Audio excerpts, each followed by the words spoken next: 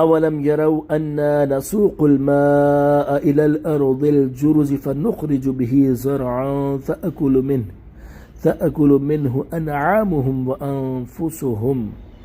ترجمہ کنز عرفان، اور کیا انہوں نے نہیں دیکھا کہ ہم خشک زمین کی طرف پانی بھیجتے ہیں، پھر اس سے کھیتی نکالتے ہیں جس میں سے ان کے چوپائے اور وہ خود کھاتے ہیں۔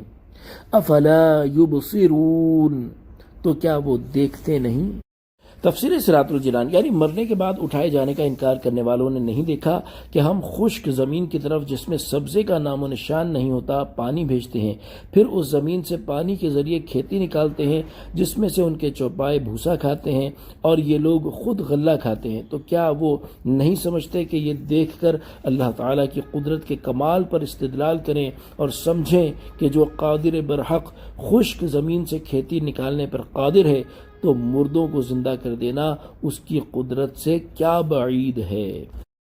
وَيَقُولُونَ مَتَى هَذَا الْفَتْحُ إِن كُنتُمْ صَادِقِينَ۔ ترجمہ کنز عرفان، اور وہ کہتے ہیں یہ فیصلہ کب ہوگا اگر تم سچے ہو۔ تفسیر صراط الجنان، مسلمان کہا کرتے تھے کہ اللہ تعالی ہمارے اور مشرکین کے درمیان فیصلہ فرمائے گا اور فرما برداروں اور نافرمانوں کو ان کے عمل کے مطابق جزا دے گا۔ اس سے ان کی مراد یہ تھی کہ ہم پر رحمت و کرم کرے گا اور کفار و مشرکین کو عذاب میں مبتلا کرے گا۔ اس پر کافر مذاق اڑانے کے طور پر کہتے تھے کہ یہ فیصلہ کب ہوگا، اس کا وقت کب آئے گا، اگر تم سچے ہو تو بتاؤ۔ قل یوم الفتح لا ينفع الذین كفروا ایمانهم ولا هم ينظرون۔ ترجمہ کنز العرفان، تم فرماؤ فیصلے کے دن کافروں کو ان کا ایمان لانا نفع نہ دے گا اور نہ انہیں مہلت ملے گی۔ فَأَعْرِضْ عَنْهُمْ وَانْتَظِرْ إِنَّهُمْ مُنْتَظِرُونَ، تو ان سے منہ پھیر لو اور انتظار کرو، بے شک وہ بھی منتظر ہیں۔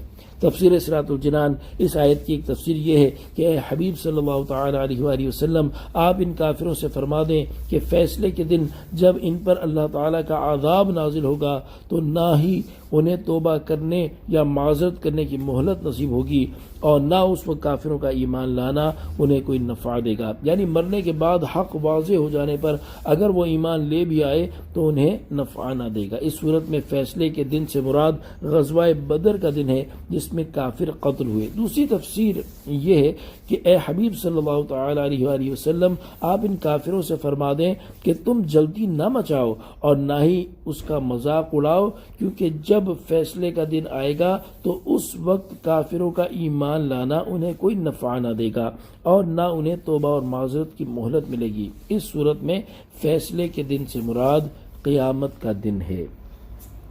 فَأَعْرِضْ عَنْهُمْ، تو ان سے منہ پھیر لو، یعنی اے حبیب صلی اللہ تعالی علیہ وآلہ وسلم، آپ فیصلے کے بارے میں جلدی مچانے والے مشرکین سے منہ پھیر لیں اور ان پر عذاب نازل ہونے کا انتظار کریں، بے شک وہ بھی انتظار کر رہے ہیں۔